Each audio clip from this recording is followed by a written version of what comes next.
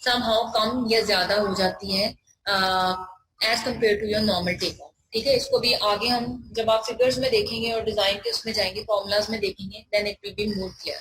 तो just keep in mind कि engine out का मतलब ये है any kind of fault, it could be extreme and it could be just a nominal one. ठीक है जी। एक चीज मैं और मेंशन कर दूं, जब ये वाली मीटिंग आपकी लेक्चर खत्म होगा, ठीक है, समटाइम्स ऐसा होता है कि वो ऑटोमेटिकली इसको एंड कर देता है मीटिंग को 1 घंटे बाद। ठीक है, तो उसके फौरन बाद आप लोग नेक्स्ट मीटिंग की आईडी भी आपको मिली होगी, वो आप लोगों ने ज्वाइन कर लेना। ओके, इस मीटिंग के शेड्यूल के अकॉर्डिंगली अभी we still have 10 minutes, but I don't know, maybe it's going to end it by itself.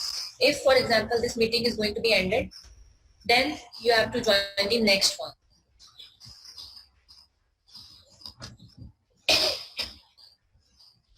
So let's take the very first case, that is the normal landing case. The normal landing case, अच्छा एक और चीज, अब इसके आगे आगे जैसे जैसे जो भी फिगर्स आ रही है ना, you need to draw these figures. ये फिगर्स आपने साथ साथ ड्रॉ करनी है, इनको ड्रॉ करेंगे only then you can understand that what is happening. और आगे जब न्यूमेरिकल करेंगे तो उस न्यूमेरिकल के लिए भी you have to come back to these pictures, इसलिए इनको आप ड्रॉ कर लें. The normal landing case requires that an aircraft should come to a stop within 60% of the landing distance. Okay. Why this is normal landing?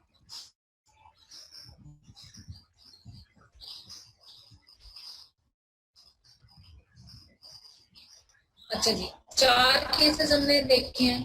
ठीक है, सबसे last वाला case सबसे पहले डिस्कस हो रहा है क्योंकि ये this is the most easiest case. ठीक है, जो हमने लैंडिंग वाला केस पढ़ा है सबसे पहले वो वाला केस मैं डिस्कस कर रही हूँ। So the normal landing case requires that an aircraft should come to a stop within, ये जहां पर 60% लिखा हुआ है, बेसिकली ये 60 to 70% भी इसको लिया जाता है, तो आप इसको 60 to 70% कर लें। The normal landing case requires that an aircraft should come to a stop within 60 to 70% of the landing distance. The runway of a full strength pavement is provided for the entire landing distance. Basically आपकी runway की total length provide की गई है। उस total length में ये कहा जाता है कि जितनी आपकी रनवे की डिजाइन लेंथ है उसमें उस लेंथ का जो 60 to 70% पार्ट है उसके अंदर अंदर आपकी लैंडिंग हो जाती है किसी भी पर्टिकुलर एयरक्राफ्ट। जिस तरह मैंने आपको पहले भी बताया था कि टेक ऑफ में आपको लेंथ ज्यादा रिक्वायर होती है लेकिन लैंडिंग में आपको लेंथ कम रिक्वायर होती है। So it is normally said कि आपकी कहीं ना कहीं जो रनवे लेंथ डिजाइन हुई है उसमें 60 to 70% जो आपका डिस्टेंस है, with in that particular distance आपकी लैंडिंग एक्सपेक्टेड है। The landing distance should be 67% longer than the demonstrated distance to stop an aircraft. अब by formula वो ये कह रहे हैं कि आपका लैंडिंग डिस्टेंस जो है वो 67% longer than the demonstrated distance to stop an aircraft. For example अगर आपने 100% एक पर्टिकुलर डिस्टेंस लिया हुआ है किसी भी पर्टिकुलर लैंडिंग का, तो उसमें जो मैक्सिमम साइड पर आपका लैंडिंग जा सकती है वो 67% प्लस दैट 100% आपकी लैंडिंग हम ले सकते हैं। अब ये 67% कहाँ से आया है? 67% यही जो मैंने आपको पीछे कहा है 60 to 70%। अगर आप जाकर डिफरेंट बुक्स या डिफरेंट स्टैंडर्ड्स को निकालेंगे तो कहीं पर 60% दिया हुआ है, कहीं पर 70% दिया हुआ है, कहीं पर 60 से 70% के दरमियान में they have taken a figure. So here they have taken 67%, और you can also take it 66% भी आप इसको ले सकते हैं। फॉर इंस्टेंस यहाँ पर ये 67% इसको ले लें। अगर आप नीचे जाके इसका फॉर्मूला देखें तो लैंडिंग डिस्टेंस का फॉर्मूला उन्होंने लिया हुआ है 1.667 इनटू स्टॉपिंग डिस्टेंस। जितना के स्टॉपिंग डिस्टेंस आपको रिक्वायर है या आपको प्रोवाइड किया गया है। वन मोर थिंग, ये जो फॉर्मूला लिखा हुआ है ना, landing distance is equal to 1.667, इसको आप लोग 1.67 कर लें। 667 भी ठीक है, लेकिन आगे फॉर्मूला जो आपने न्यूमेरिकल सॉल्व करने हैं ना, मैं उसके पर्सपेक्टिव से कह रही हूँ कि वहां पर आप इसको 1.67 लीजिए।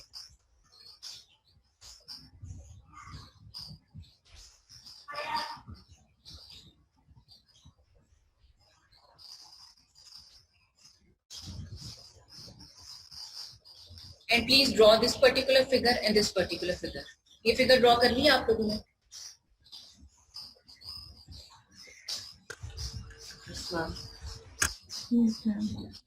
Please draw this one too.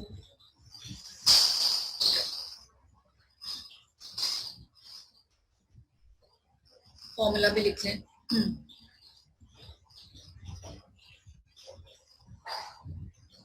अब अगर हम सिर्फ लैंडिंग केस को देखें या सिर्फ लैंडिंग केस को कंसीडर करें तो उसमें आपका जो टोटल लैंडिंग डिस्टेंस है उसी को हम फुल स्ट्रेंथ पेवमेंट कहते हैं. और लैंडिंग केस के अंदर there is no need to design stop way, there is no need to design clear way, because there is no need of stop way and there is no need of clear way. इस वजह से जब हम landing distance की बात करते हैं तो लैंडिंग डिस्टेंस के कॉरस्पॉन्डिंग हम सिर्फ फुल स्ट्रेंथ पेवमेंट को ही डिजाइन करते हैं. और आपकी फुल स्ट्रेंथ पेवमेंट ही बेसिकली आपकी फील्ड लेंथ होती है.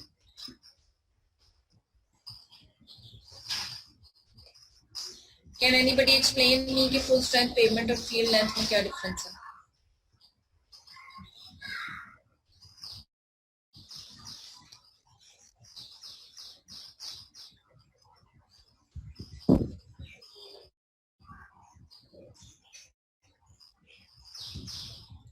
अभी हमने पढ़ा है फुल स्ट्रेंथ पेवमेंट और फील्ड लेंथ, दोनों में क्या डिफरेंस है?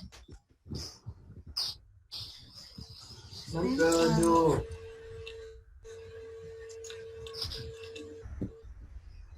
जी Faraz, go ahead. Ma'am field length में हमारा क्लियर वे भी और स्टॉप वे भी इंक्लूड होता है और फुल वो क्या कहते हैं, और फुल स्ट्रेंथ में मैम हमारा क्लियर वे और स्टॉप वे नहीं होता, ये सिर्फ लैंडिंग डिस्टेंस होता है. एग्जैक्टली. अगर हम we just go back to the slide, so just to show you कि ये पार्ट है आपका full strength pavement, only this part. ठीक है. और जब फील्ड लेंथ की बात करते हैं, फील्ड लेंथ आपका पूरा है starting from here till the end of your clear way. ठीक है. So you have to be very particular and vigilant about these two terminologies.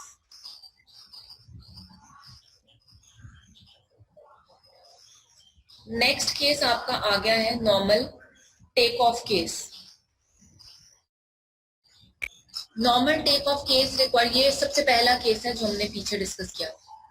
Normal take off case requires a clear way which is an area beyond the runway and is in alignment with the center line of the runway. The width of clearway is not less than 150 meter and is kept free from obstructions. The clearway ground area or any object on it should not protrude a plane inclined upward at a slope of 1.25% from the runway. Normal take off case के अंदर एक तो आपकी take off length होगी जो आपने design करनी है, प्लस आपको clearway is important to design in normal take off, क्योंकि clearway आपका वो एरिया है जो आपकी 11 मीटर या 35 फीट हाई ऑब्स्ट्रक्शंस को कंट्रोल करने के लिए काम आता है. इस वजह से आपकी जो नॉर्मल टेक ऑफ कंडीशन है, नॉर्मल टेक ऑफ कंडीशन में देयर इज नीड कि आपको फुल स्ट्रेंथ पेवमेंट तो डिजाइन करनी ही है, इसके साथ आपको क्लियर वे भी डिजाइन करना है. So if you see in this particular figure, तो सबसे पहले आपके पास आ रहा है यूजेबल टेक ऑफ एक डिस्टेंस, आपके पास आ रहा है considered unavailable for take off, फिर आपके पास आ रहा है क्लियर वे. लास्ट में अगर आप देखें तो यूजेबल फॉर टेक ऑफ और for stop. Usable for take off जो ये वाला आपका एरिया है, इसका मतलब ये है कि ये वो लेंथ है जो आपका एयरक्राफ्ट यूज करता है in case of take off. इस लेंथ के बाद आपका एयरक्राफ्ट जो है वो आपके रनवे को छोड़ देता है. Means now after this particular distance there is no contact between your aircraft and your runway. So this is known as your usable for takeoff. आगे आपका आ रहा है unavailable for takeoff, means that this part is not playing any kind of role within your takeoff. Then is your clearway. So clearway is that particular area जहां पर आपकी obstruction free area या obstruction free zone है आपका, और usually आपकी जो aircraft की स्लोप है जब वो रनवे को छोड़ता है और क्लियर वे में एंटर होता है वो 1.25% की स्लोप होती है.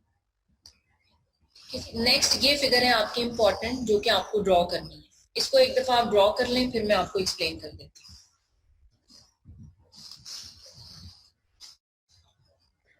बेटा ये वाली मीटिंग मैं एंड कर रही हूँ, ठीक है। Now I am starting the next one, ठीक है। तो you all, it's requested to you all कि आप नेक्स्ट जो लेक्चर का पार्ट है उसको ज्वाइन कर लें, because this is going to end. Okay,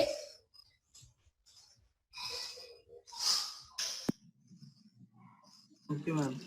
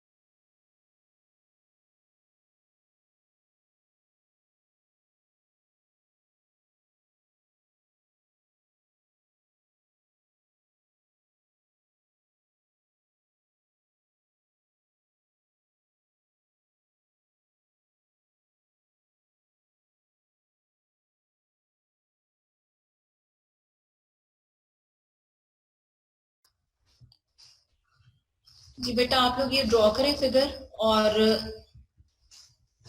figure भी ड्रॉ कर लें, और साथ 10 मिनट्स की ब्रेक भी ले लें, ठीक है। I am here but we will start after 10 minutes. ये 11:05 हो रहे हैं अभी, ठीक है। 11:15 पर स्टार्ट करते हैं। In the mean while please draw this figure. Ma'am 10 minute इसी को ड्रॉ करते लग जाने हैं। ये तो 2 मिनट में ड्रॉ हो जानी है। ब्रेक में आपने करना क्या है, वैसे ही रमजान है।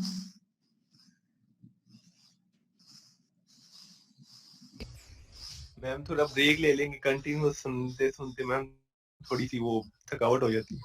अच्छा चलें ठीक है, 10 मिनट्स की ब्रेक लें। 11:05 है, 11:15 पर वापस आए और फिर आके इसको ड्रॉ कर लीजिए। Thank you ma'am. ठीक है, तो 11:05 से 11:15 तक में भी अगर आप मुझे बुलाएं तो I will not be hearing. 11:15 पे मैं आती हूँ, और ये फिगर ओपन है आपके सामने।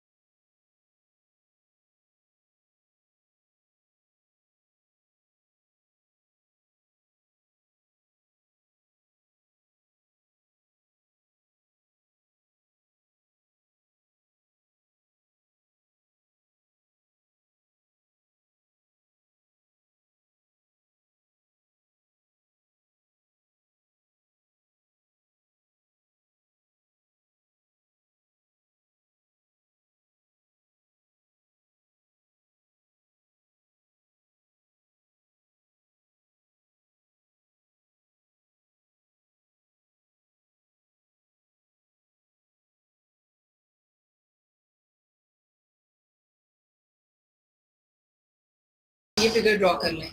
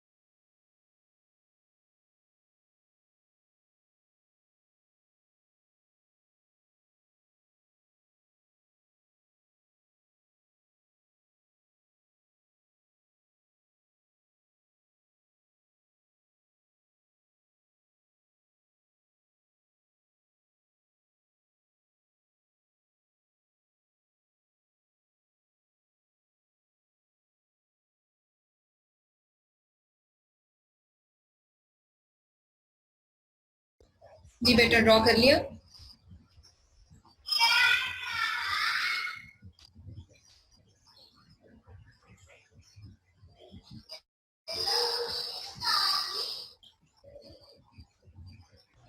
यस जी मैम। मैम कर लिया। अब जरा इसको गौर से आप सुने। Let me just-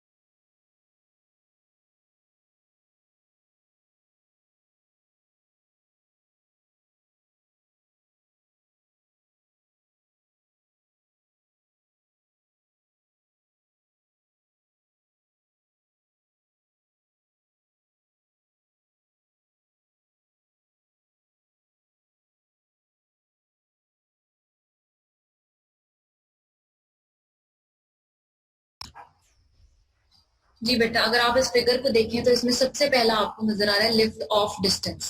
ठीक है, लिफ्ट ऑफ डिस्टेंस को हम एब्रीविएट करते हैं LOD के साथ। लिफ्ट ऑफ डिस्टेंस आपका वो डिस्टेंस होता है जहां तक आपका एयरक्राफ्ट ट्रेवल करता है ऑन दी रनवे और उसके बाद वो रनवे को छोड़ देता है in order to take off. That is the lift off distance.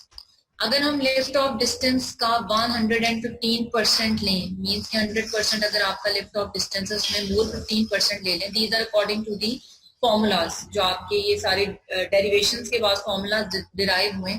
उसके बाद if we take 115% of lift off distance, उस डिस्टेंस के बाद जो आपका एरिया स्टार्ट होता है उस एरिया को समहाउ वी से कि वो आपका क्लियर वे का एरिया स्टार्ट हो रहा है।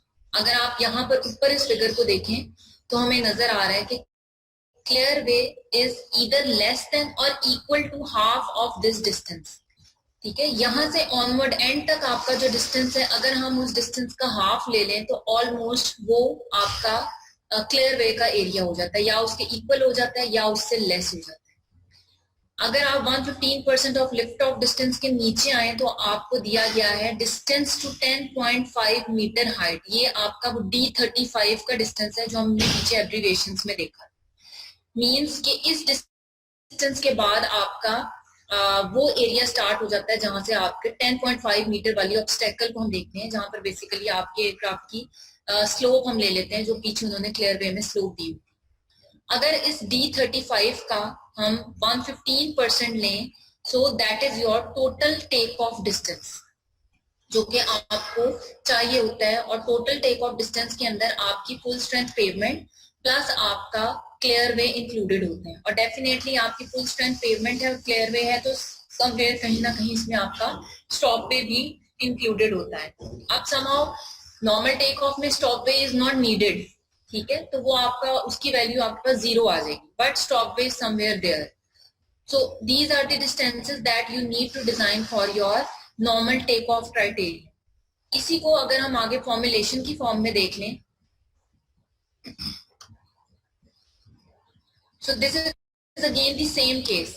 ये जितने यहाँ पर फॉर्मूलाज लिखे हुए हैं, ये सब के सब फॉर्मूलाज आप ये फिगर भी ड्रॉ करें और फिर इसको पिछली फिगर से कंपेयर करें. सो दीज फॉर्मूलाज आर, ये डिस्क्रिप्टिव फॉर्म में यहाँ पर, और यहाँ पर आपकी फॉर्मूला की फॉर्म में, ठीक है. ये देखें, D35 is that distance that is up to that point जहां पर आपका 35 फीट ऑब्स्टेकल के लिए यूज हुआ है, ठीक है. टेक ऑफ डिस्टेंस जो है आपका वो 1.15 ऑफ D35 है, जो कि हमने पीछे देखा. फिर ये LOD है आपका, that is your lift off distance. 1.15 LOD अगर हम लेते हैं तो उससे आगे आपका क्लियर वे का एरिया स्टार्ट हो जाता है, जिसमें वो उसके इधर हाफ ऑफ दैट एरिया है या इक्वल टू दैट एरिया है. यही रिलेशनशिप्स जो आपके यहाँ पर डिपिक्ट हुए हैं वो यहाँ पर आपके टोटल फॉर्मूलाज की फॉर्म में है. तो ये तीनों चीजें, ये वाली फिगर और ये रिलेशनशिप्स, ये तीनों चीजें आपकी एक ही चीज को डिपिक्ट कर रही हैं. आप ये फिगर भी ड्रॉ कर लें, इन रिलेशनशिप्स को भी लिख लें, and just give a glance that all these things are giving you the same information in different formation. इस फिगर में एक्सप्लेनेटरी फॉर्म में, इस फिगर में आपके पास एब्रिवेटेड फॉर्म में, और जहां पर रिलेशनशिप्स लिखे हुए हैं वहां पर आपके पास फॉर्मूला की form. So please draw this and please have a look. अगर आपको इसमें कोई इशू है तो डू आस्क. और ये जो हर चीज के एंड में n लिखा हुआ है ना, TODN, LODN, this n is the normal take off condition. Clear? क्योंकि हमारे टेक ऑफ की भी डिफरेंट कंडीशंस हैं. इंजन आउट की कंडीशंस आगे आपके पास आएंगी, तो जस्ट उनको डिफरेंशिएट करने के लिए n stands for the normal take off condition. ठीक है. Do you have any question? If not, please draw this figure and write down these relationships. TU और भी कर दें, टेक ऑफ रन का. Sorry, take off run TORN जो लिखा हुआ है यहाँ पे, जो सेकंड फार्मूला उसका कर देना है. सेकंड, ये टेक ऑफ रन है आपका, ठीक है. टेक ऑफ रन आपका होता है total take off distance minus your clear way. ये टेक ऑफ डिस्टेंस यहाँ पर, ये जो रेड लाइन आपको नजर आ रही है ना, sorry, can you see this red line? Yes ma'am. ठीक है. This red line is total take off distance. ये जो टोटल आपने क्लियर वे इंक्लूड करके ड्रॉ कर लिया, लेकिन उस टोटल टेक ऑफ डिस्टेंस में से अगर आप क्लियर वे को एक्सक्लूड कर दें तो जो आपके पास फुल स्ट्रेंथ पेवमेंट आती है उसको हम कहते हैं टोटल आपका टेक ऑफ रन कहते हैं हम उसको. ठीक है. तो टेक ऑफ रन आपका वही है जो कि आपकी फुल स्ट्रेंथ पेवमेंट है. Means starting from here and up to the start of your clear way. अगर आप नीचे फॉर्मूलाज में भी देखें तो full strength pavement is equal to the take off run. Is it clear?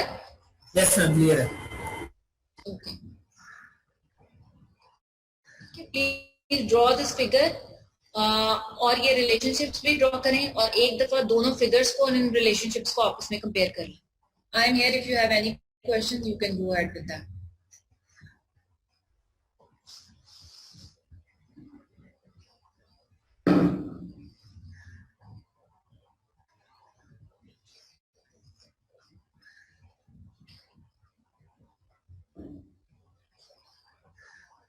चीजें देखने में थोड़ी सी डिफिकल्ट लग रही हैं, but it's not difficult at all. आप इसको एक दफा देखेंगे तो things will be more clear. Numerical हम नेक्स्ट टाइम करेंगे. आज सिर्फ मैं आपको ये केसेस डिस्कस करती हूँ so that you have a week to have a glance on these cases and then we will be doing numerical next week.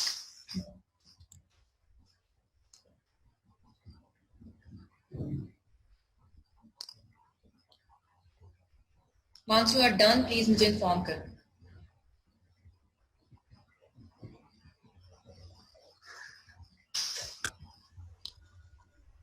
Ma'am जी बेटा. मैम लिफ्ट ऑफ डिस्टेंस में हमारा सॉफ्टवेयर डिस्टेंस इंक्लूड होता है? नहीं बेटा, लिफ्ट ऑफ डिस्टेंस में आपका स्टॉप वे इंक्लूड नहीं होता। लिफ्ट ऑफ डिस्टेंस आपका वो है जो कि फुल स्ट्रेंथ पेवमेंट का एक पार्ट है। ये टोटल फुल स्ट्रेंथ पेवमेंट भी नहीं यूज हो रही आपकी। ठीक है मैम। बेसिकली आपका जो टोटल रनवे है, ये फुल स्ट्रेंथ आप जितना डिजाइन करते हैं, वो टोटल फुल स्ट्रेंथ में से जिस पॉइंट पर आपका एयरक्राफ्ट लीव कर जाता है आपके रनवे को, वो आपका लिफ्ट ऑफ डिस्टेंस है। और लिफ्ट ऑफ डिस्टेंस आपका हर एयरक्राफ्ट के लिए डिफरेंट होगा। ठीक है, कुछ एयरक्राफ्ट आपके थोड़ा डिस्टेंस लेते हैं बिफोर टेकिंग ऑफ, कुछ एयरक्राफ्ट आपके ज्यादा डिस्टेंस लेते हैं before taking of. So that's why this lift off distance for every type of aircraft is different. Right, ma'am. Thank you.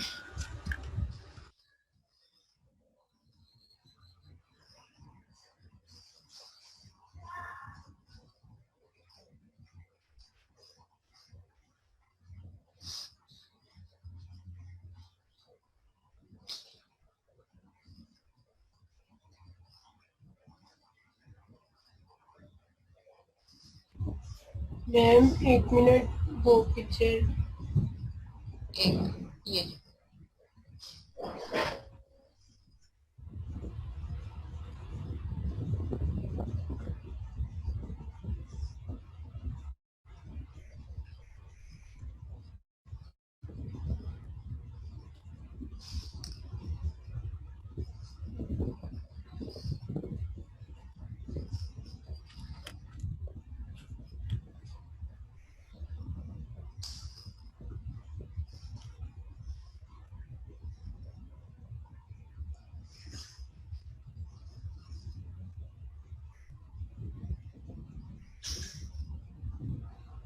Done ma'am.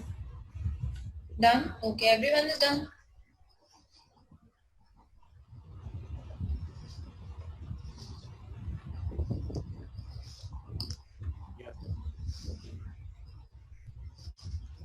इसमें किसी का कोई क्वेश्चन है तो please do ask.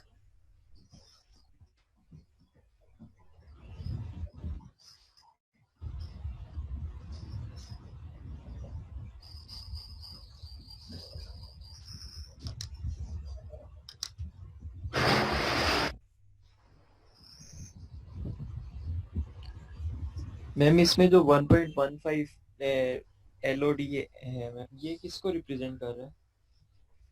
Lift off distance जो है मैम। अच्छा, 1 minute. Faraz, आपको आवाज नहीं आ रही?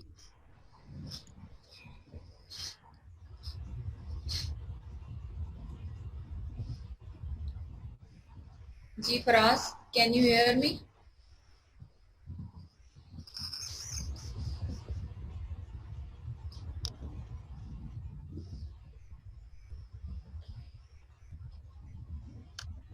समहाउ फराज को आवाज नहीं जा रही। आप कोई भी उससे कांटेक्ट करके बता दें कि इधर से कोई इशू नहीं। और बेटा कोई भी अभी एमन वेटिंग लिस्ट में कोई भी नहीं है। वेटिंग में कोई ज्वाइन करेगा तो तभी मैं उसको ऐड कर सकती हूँ। जी बेटा, क्या क्वेश्चन था आपका? मैम ये जो 1.15 लिफ्ट ऑफ डिस्टेंस है मैम, ये किस टर्म को रिप्रेजेंट कर रहा है यहाँ पे?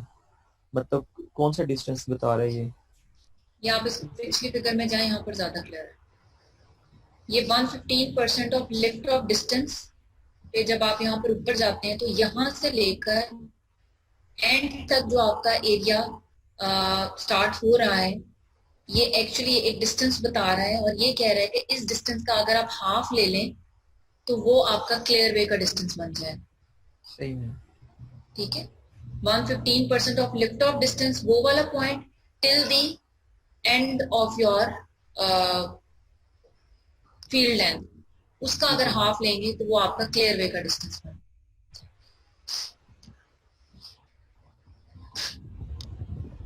ठीक है जी, नेक्स्ट केस पे मूव करूं। Yes ma'am. ठीक है, नेक्स्ट है आपका engine out take off case dictated by 2 scenarios. Continued take off sub case, actual distance to clear an imaginary 11-meter obstacle D35 with an engine out. Aborted or rejected takeoff sub case, distance to accelerate and stop. इधर आ जाए। Engine out analysis. Engine out analysis में अगर आप नीचे देखें, ये आपको दो चीजें नजर आ रही हैं। एक आपको आ रहा है अबॉर्टेड टेक ऑफ, एक आपको नजर आ रहा है कंटिन्यूड टेक ऑफ। सबसे पहले मैं आपको बता दूं, EO stands for engine out, A stands for aborted. यहाँ पर EO stands for engine out, C stands for continued take off. अब आप ऊपर आ जाएं। सबसे पहले आप ड्रॉ कर लें, ये ड्रॉ कर लें, फॉर्मूलाज लिख लें, फिर मैं आपको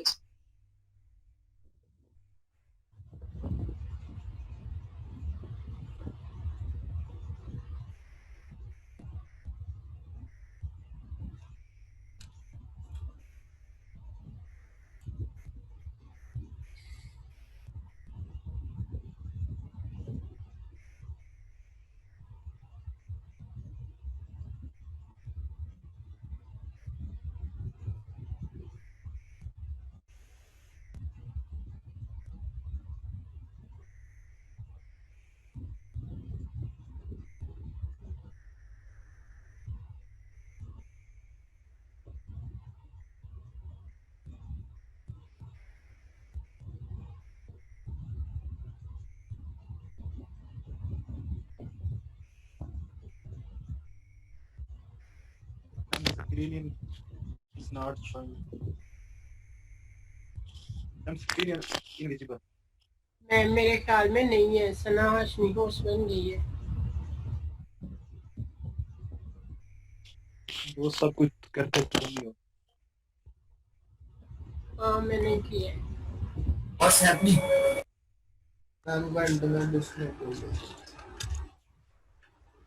तारिक पूछो जरा मैम से, सना हाशमी तुम होस्ट कैसे बन गई? क्या मैम से पूछो, मैम एवरीथिंग इज ओके?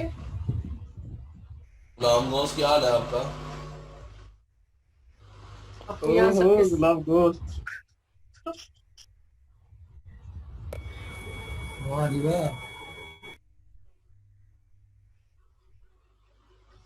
सही चेक कर काम यार तला के। तारिक क्या हाल है? लो उसको आता हूँ अपना दार्शना। ताला भाई रोज़ ऐसी हरकतें नहीं करते। मैंने क्या किया है? चला भाई बैठ के तो यार।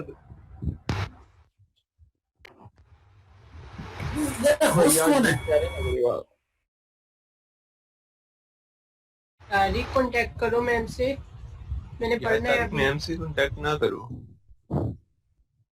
कि मैं भी यही सोच रहा था। मैम खुद ज्वाइन कर लेंगी ना, मैम खुद ज्वाइन कर लेंगी, शायद वो गए हैं ना, आ जाते हैं अभी। चल तू क्लास को लीड कर, तू आगे पढ़ाना शुरू कर दे, खोल स्लाइडें। भाई गोश्त को पढ़ाना चाहिए। भाई गोश्त को नहीं, तू पढ़ा, तू सारी क्लास से लेके हमें सारा तंग कर रहा है सारे दिन, तू ही पढ़ा दे अब। सही भाईजान आपने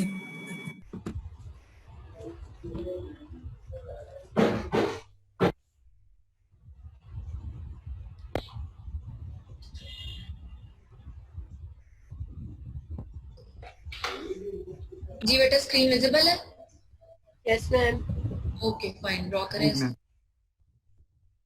मैम आपका नेट चाह रहा है हम ना पढ़ें।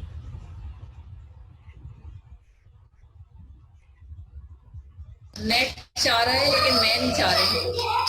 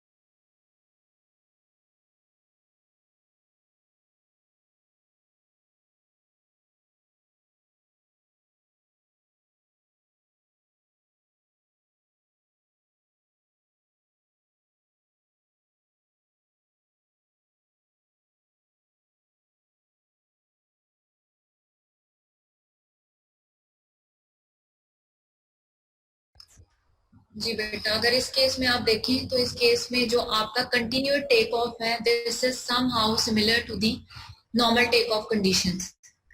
इसमें आपका टेक ऑफ डिस्टेंस जो है वो इक्वल है आपका D35 के। Clear way is the same, आपका D35 माइनस LOD आप करेंगे तो हाफ ऑफ दैट डिस्टेंस जो है वो आपका क्लियर वे है, exactly half of that distance. Take off run जो है आपका वो D35 में से आप क्लियर वे निकाल देंगे तो आपका टेक ऑफ रन आ जाएगा, और take off run is equal to your full strength pavement, and if you add clearway in that तो वो आपका फील्ड लेंथ आ जाएगा in case of your continued take off. Aborted take off में DAS है आपका decelerate and accelerate stopping distance. Full strength pavement के अंदर में अगर आप DAS में से स्टॉप वे निकाल देंगे तो आपके पास फुल स्ट्रेंथ पेवमेंट आ जाएगी, और अगर आप उसमें फुल स्ट्रेंथ पेवमेंट के अंदर स्टॉप वे को ऐड कर देंगे तो आपके पास आपकी फील्ड लेंथ आ जाएगी। That is in the case of your aborted take off conditions.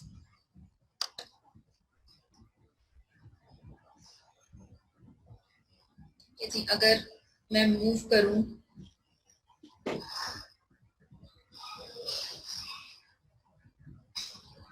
ठीक है, तो सिमिलर पिक्चर जो यहाँ पर आपकी डिपिक्ट हुई है वो सिमिलर पिक्चर आपकी यहाँ पर है। मैम ये काइंडली थोड़ा रिपीट कर दें। मैम नोट करना थोड़ा रह गया था मैम पीछे। मैम हम नोट कर रहे होते हैं, करें, फिर इस बार आप नोट करें। बता देती हैं तो वो सही से सुना नहीं जाता। अच्छा चलें, आप नोट करें, जब आप you are done with that तो आप मुझे इन्फॉर्म कर दिया करें कि वी आर डन, फिर मैं एक्सप्लेन कर दिया करूँ। ओके।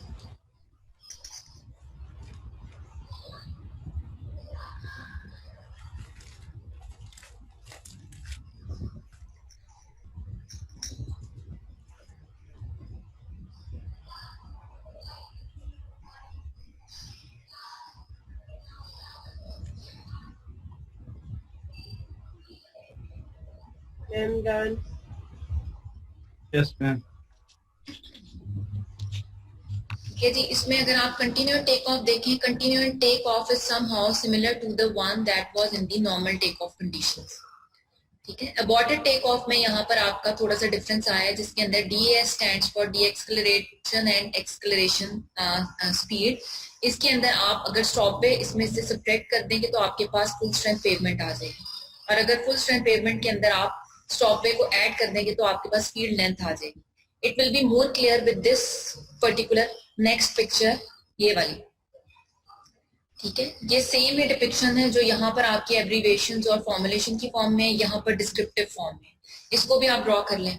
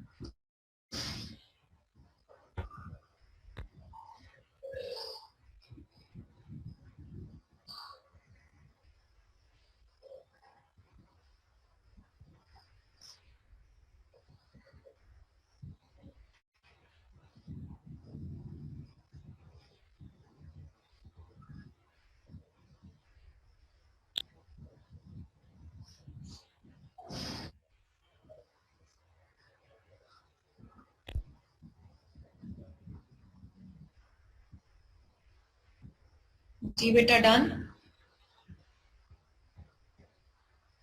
मैम बस थोड़ा सा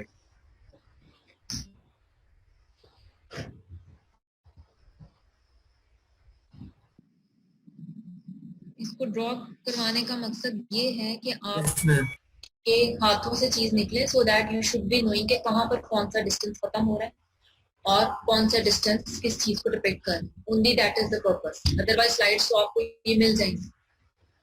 ठीक है जी। So if you compare this figure with the previous slide then it's the same thing in which you do have your lift off distance. जहां पर आपका लिफ्ट ऑफ डिस्टेंस खत्म हो रहा है उससे आगे जो आपका डिस्टेंस है that is half of your clear way distance. फिर आपका एक डिस्टेंस होगा जहां पर you get to know that it is the engine failure point. उससे आगे you do have your deceleration stop distance that is your DAS। फिर distance to 10 metre height है आपका that is the take off distance. So this figure is somehow the same as it was in the normal take off condition, only the difference is कि यहाँ पर आपकी stop पे से related आपके distances हैं, जिसके अंदर आपका डी एक्सक्लरेट स्टॉप डिस्टेंस है और आपका एक्सक्लरेट स्टॉप डिस्टेंस। दो तरह के डिस्टेंस हैं, एक डी एक्सक्लरेट स्टॉप डिस्टेंस है और एक एक्सक्लरेट स्टॉप डिस्टेंस। इन दोनों में डिफरेंस क्या है? अगर आप एक्सक्लरेट स्टॉप डिस्टेंस देखें तो आपका एक्सक्लरेट स्टॉप डिस्टेंस स्टार्टिंग पॉइंट से कि आपने रनवे पे एक्सक्लरेशन स्टार्ट की और उसके बाद समवेयर आपने ब्रेक अप्लाई की और स्टॉप पे पर आप जाकर आप रुके, वो है आपका accelerated stop distance. Decelerated stop distance आपका वो है जहां पर एक्चुअली आपने डी एक्सक्लरेशन स्टार्ट की, मींस कि आपका जो एक्सक्लरेशन डिस्टेंस है वो निकल गया दरमियान में, जहां पर आपको ये आइडिया हो गया कि your engine is not working and you have applied brakes, वो आपका डी एक्सक्लरेटेड स्टॉप डिस्टेंस है। ये डिफरेंस है एक्सक्लरेटेड स्टॉप डिस्टेंस में और डी एक्सक्लरेटेड स्टॉप डिस्टेंस। अभी फॉर इंस्टेंस मैं आपको ये कहूंगी कि आज के लिए हम इतना ही करते हैं। यहाँ तक की स्लाइड्स मैं सईद को फॉरवर्ड कर दूंगी। ठीक है सईद, आप आगे स्टूडेंट्स में डिस्ट्रीब्यूट कर दीजिएगा। Yes ma'am. ठीक है, इसको आप लोग इन डिटेल एक दफा पढ़ लें, सारी पिक्चर्स को, सारी एब्रिविएशंस को, सारे फॉर्मूलाज को, and do write your questions. ठीक है, try to understand in next class. Okay okay yes ma'am. Anybody have question? आप मुझसे पूछ लें, otherwise I go head to your towards your attendance. Ma'am हमारा जी गुलाम बॉस आप पूछें पहले। मैम ये जो तीनों सिनेरियोज हमने मतलब दो अभी तक पढ़े हैं जी, तो मतलब इनमें मैम अभी नहीं है, मैं बाद में पूछता। ठीक है, 4 सिनेरियोस पढ़े हैं हमने। एक लैंडिंग का पढ़ा है, एक नॉर्मल टेक ऑफ का पढ़ा है और 2 एबॉर्टेड टेक ऑफ के पढ़े हैं, 2 इंजन आउट टेक ऑफ के पढ़े। ठीक है, but I understand that there must be some confusion by now. ठीक है, क्लास खत्म होने के फौरन बाद ट्राई करें कि इनको एक नजर आप देख लें, it will be clear to you people. Formula में DS कौन सा यूज होगा? सॉरी मैम जो फॉर्मूला में DAS डिस्टेंस है वो कौन सा यूज होगा? वो डी एक्सक्लरेशन स्टॉप डिस्टेंस है। जब आप पीछे एब्रिविएशंस में जाएंगे वहां पर ये एब्रिविएशंस भी सारी लिखी हुई है जो मैंने आपको लिखा है।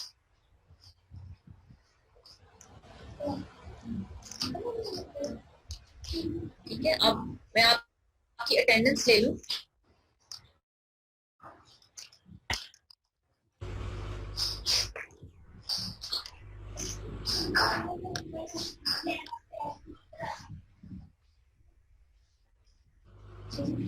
जी Talha Ismail. Yes ma'am present. ठीक है बेटा, कल भी प्रेजेंट थे आप? यस मैम कल भी प्रेजेंट था। फैसल? Yes ma'am present. कल थे आप? यस मैम कल भी था। जी जवेरिया? Yes ma'am. कल? Yes ma'am. ये Tariq? Present ma'am. Eman? Present ma'am.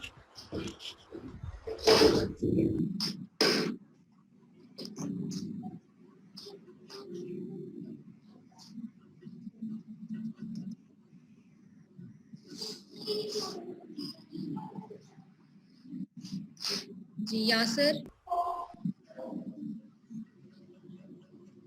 यासर,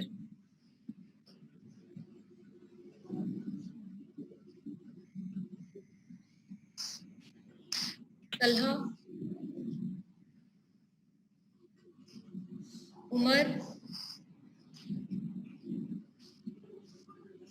Umar,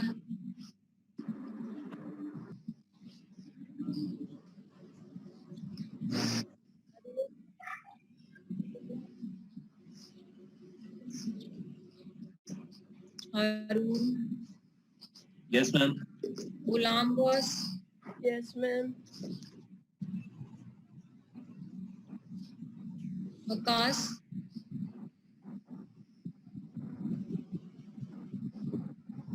Waqas,